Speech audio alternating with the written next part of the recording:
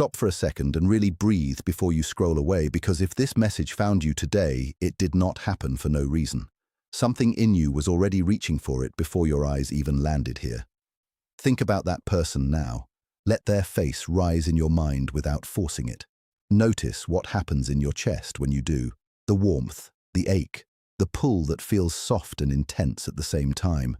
That feeling is not random, and it is not your imagination playing tricks on you late at night. It is your heart reacting to something your mind is still trying to explain. Stay with me, because this matters more than you think. There is a reason this bond keeps returning to your thoughts, even when you try to be logical, even when you try to move on, even when you tell yourself to calm down and let it go. Some connections do not enter your life just to pass through and disappear. Some arrive to wake up parts of you that have been asleep for years. And that is why this can feel so beautiful and so painful at once. If you have been carrying this person quietly in your heart, if you have been wondering whether this is real or whether you are just holding on to hope, listen closely. You are not weak for feeling this deeply. You are not silly for sensing that something bigger is happening here. And before you skip, hear this one line all the way through. If you and this person are truly meant to come together, something important has to change first. And that change does not begin with them. It begins inside you, and once that shift happens, everything starts moving differently. The hardest part about a connection like this is that it does not stay on the surface. It does not remain a light crush or a simple attraction that comes and goes with time. It reaches deeper. It touches old fears, old habits, old wounds, and everything inside you that learned how to survive love instead of receive it fully. People often imagine real love as instant peace, like finally finding calm after years of emotional noise. But the deepest bonds do not always begin that way. Many times they arrive like a storm first. They shake what was hidden, they expose what was buried, they reveal the places where you have been overgiving, overthinking, waiting, chasing, shrinking, and trying too hard to be enough for someone else. And that can feel overwhelming. It can feel unfair. It can even feel like the connection is breaking you, when in truth, it is showing you what can no longer stay the same. One person in this bond may have learned to love by proving, fixing, and holding everything together. The other may have learned to survive by staying guarded, pulling back, and keeping emotion at a distance. On the outside, it looks like one person reaching and one person retreating. But under that pattern is often the same fear wearing two different masks. Fear of not being enough, fear of getting hurt, fear of losing control, fear of being left. If this feels familiar, do not click away yet, because once you understand that both people can be reacting to pain in opposite ways, the whole story starts to make more sense. The person who leans in usually feels that silence like a wound. They feel every delay, every shift in energy, every missing message, every pause that stretches too long. Their heart starts working overtime, trying to solve what love was never meant to become. They think if they love harder, explain better, stay softer, wait longer, and give more, then maybe the connection will settle and become safe. But here is the truth that hurts before it heals. Love is not supposed to cost you your center. It is not supposed to train you to ignore your own needs so someone else can stay comfortable in their confusion. Your worth is not measured by how much uncertainty you can survive. Your value is not proven by how long you can hold on while getting almost nothing clear in return. And still, I know why it is hard to step back. Because what you feel is real. Because your heart is not making this up. Because this person touched something in you that others could not reach. So yes, it makes sense that you stayed emotionally open even when the situation felt impossible. It makes sense that part of you kept believing there had to be more to the story. Comment Destined if you have ever felt this strange certainty even while everything looked stuck on the outside. Sometimes the strongest lesson for the one who reaches is learning that love should never require self-abandonment. You do not have to disappear from yourself just to stay connected to someone you care about. Now let's talk about the person who pulls away, because distance does not always mean indifference, even though it can look that way when you are the one left waiting in the silence. Some people learned very early that closeness comes with danger. Maybe love once came with chaos. Maybe trust led to pain. Maybe needing someone ended in disappointment. So when something real enters their life, their system does not always read it as comfort. Sometimes it reads it as risk. Their heart may feel the bond, but their defenses rise before they can relax into it. They pull back not because the feeling is small, but because it is too strong. They create space not because nothing is there, but because too much is there and they do not know how to hold it without feeling exposed. And still, distance does not bring them peace the way they think it will. It often brings guilt, restlessness, confusion, a constant low ache they cannot fully explain. Because protecting yourself from rejection may also protect you from receiving the very love you secretly long for. That is why this kind of healing looks messy at first. It can look like inconsistency, mixed signals, quiet watching, emotional overwhelm, or long periods where nothing seems to happen at all. But something is happening. Old defenses are being challenged. Old identities are starting to crack. And that process is not neat.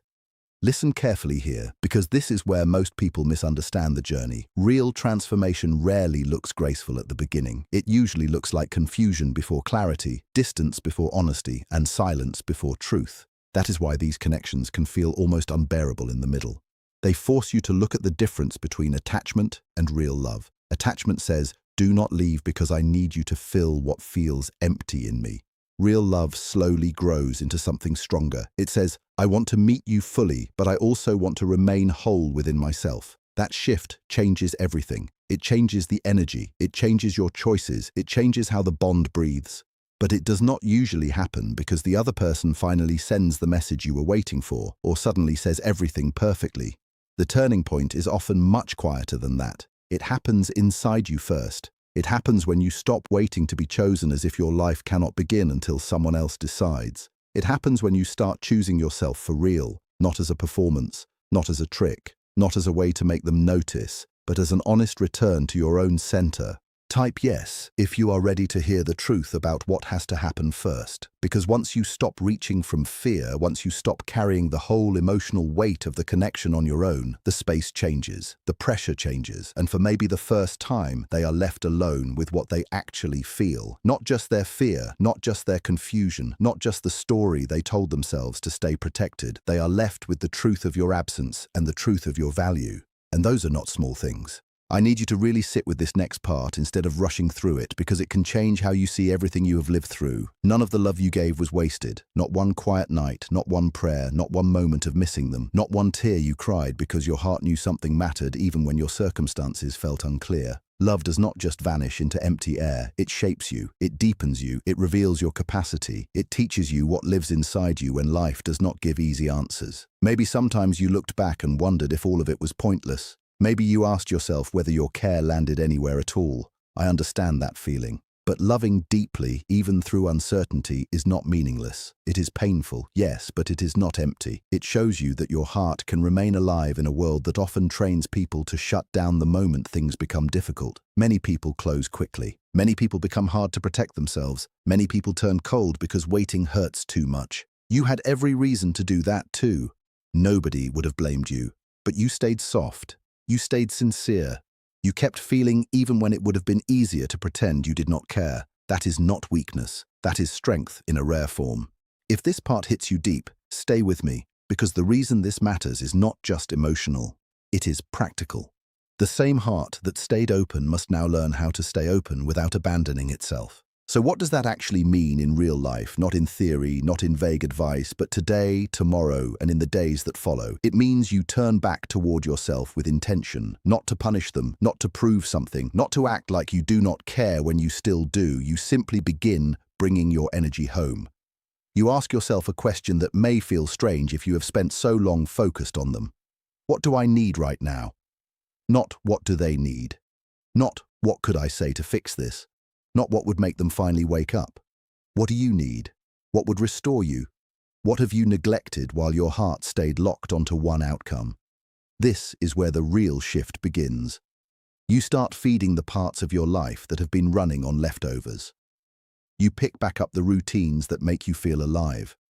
You return to the people who make you feel seen. You start doing the things you kept delaying because your emotions were tied up somewhere else. You let your life widen again. You let it breathe. You stop living in a small emotional room built around one person's timing. Share this with someone who keeps forgetting that their own life deserves attention too, because this is not about pretending the love is gone.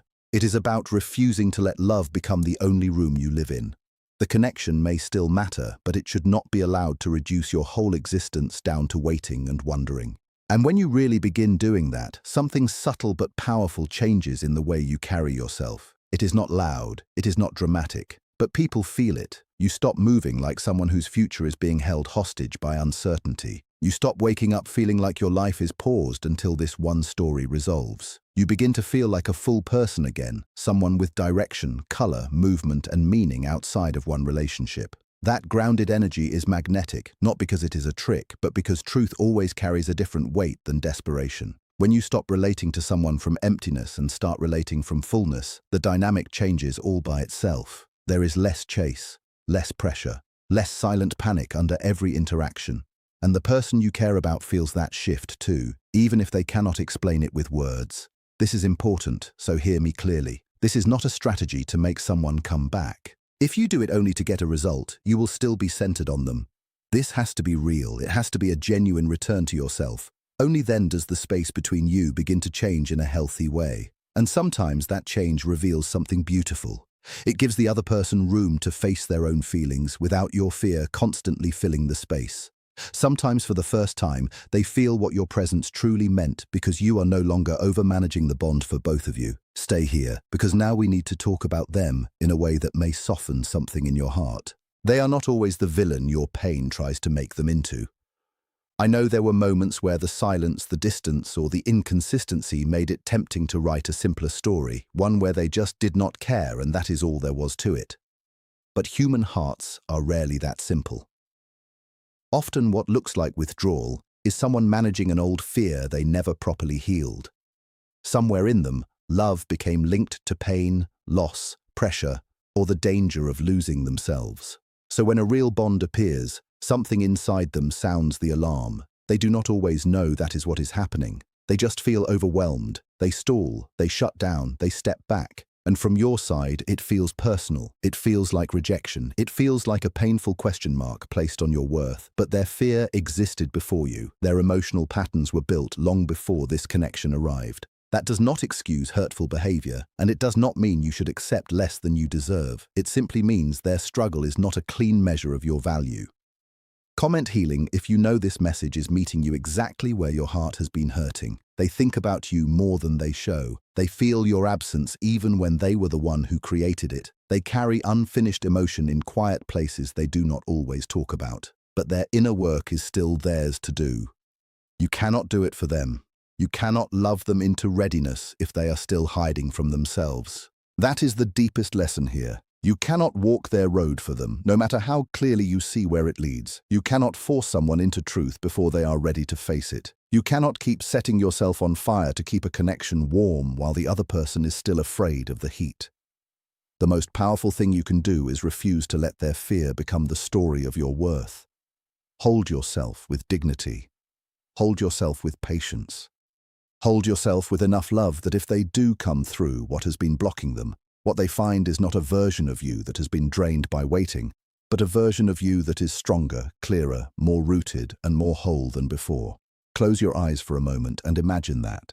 Imagine a morning where the heaviness is gone, not because you stopped caring, not because you forced yourself numb, but because what was unresolved finally found its place, either through union or through your own peace or through both.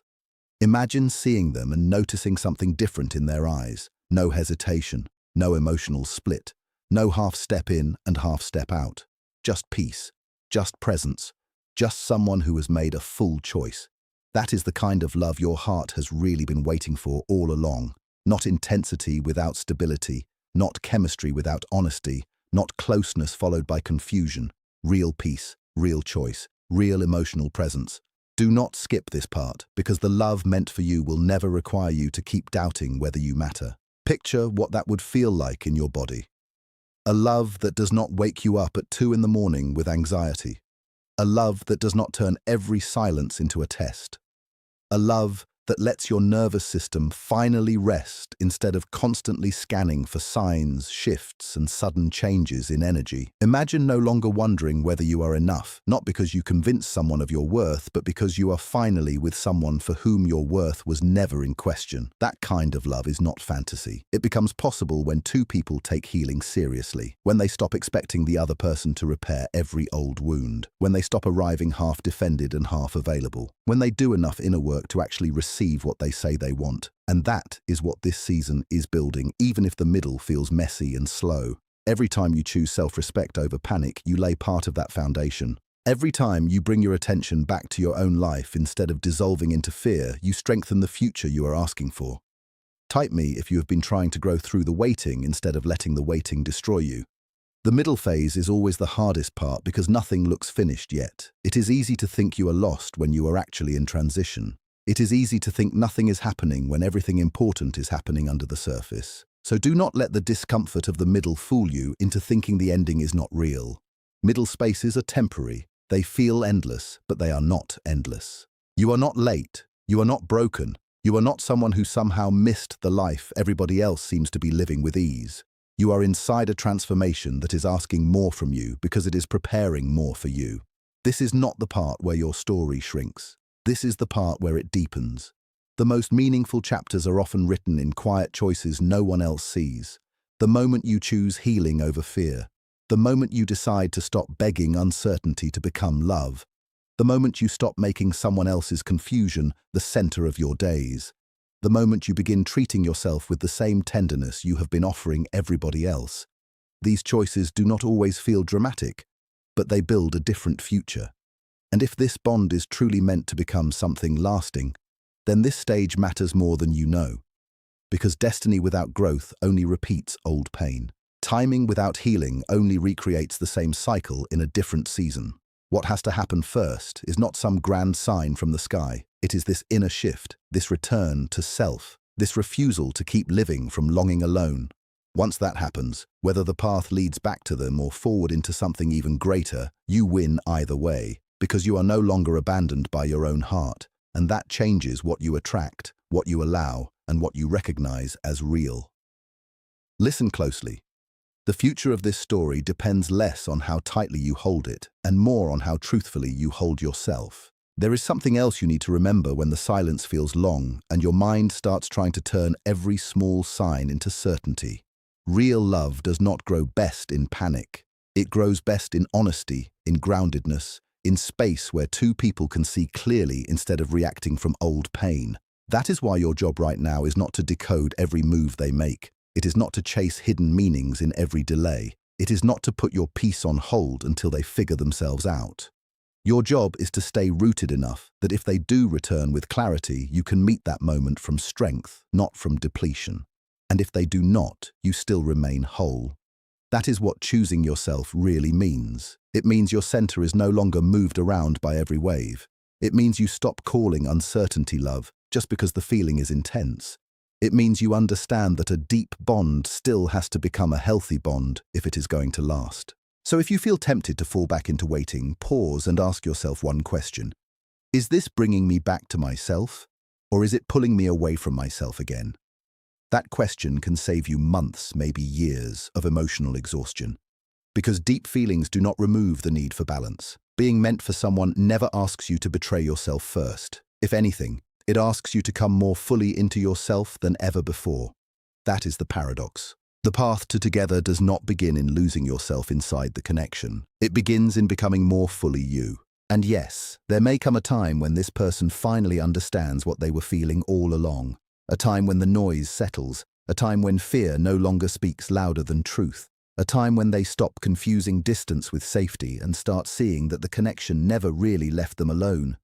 They may realize that what they felt with you was not something ordinary, not something easy to replace, not something they could just explain away because it arrived at an inconvenient moment. They may see that the very intensity they ran from was the proof of how much it mattered. But that moment, if it comes, will land differently because of who you have become in the meantime. You will not be standing there as the same version of yourself who once waited in confusion. You will have changed. Your boundaries will be clearer. Your self-respect will be stronger. Your heart will still be open, but it will no longer be open in a way that forgets you. That is the real preparation. Not learning how to wait better, learning how to stand better, learning how to love without kneeling before uncertainty, learning how to remain compassionate without becoming available for emotional half measures. And that is why this phase matters. It is training your heart to recognize not just connection, but readiness, not just feeling, but follow through, not just longing, but alignment. If they return, let it be to meet the fuller version of you. If they come forward, let them come towards someone who now knows the difference between being deeply wanted in theory and being fully chosen in reality. So if you needed a sign today, let this be the one that reaches you clearly. What is meant for you will not be destroyed by a season of distance, fear, or delay, but it may be delayed until both people can meet it with greater honesty. And what needs to happen first is not outside of you. It is this deep, quiet return to your own life, your own needs, your own joy, your own peace, your own truth. Keep loving if love is still there, but do not let that love become a place where you disappear. Keep hoping if hope still feels honest. But do not let hope become an excuse to stay in pain without movement. Keep the door of your heart open if that feels true, but close the door to self-abandonment. That is the shift. That is the lesson. That is the thing that changes everything. Like this video, if some part of this spoke directly to your heart, and if someone you care about is stuck in a powerful but confusing connection, send this to them too. Because maybe they need the reminder that being destined for love does not mean being destined for suffering. It means being called into deeper truth first.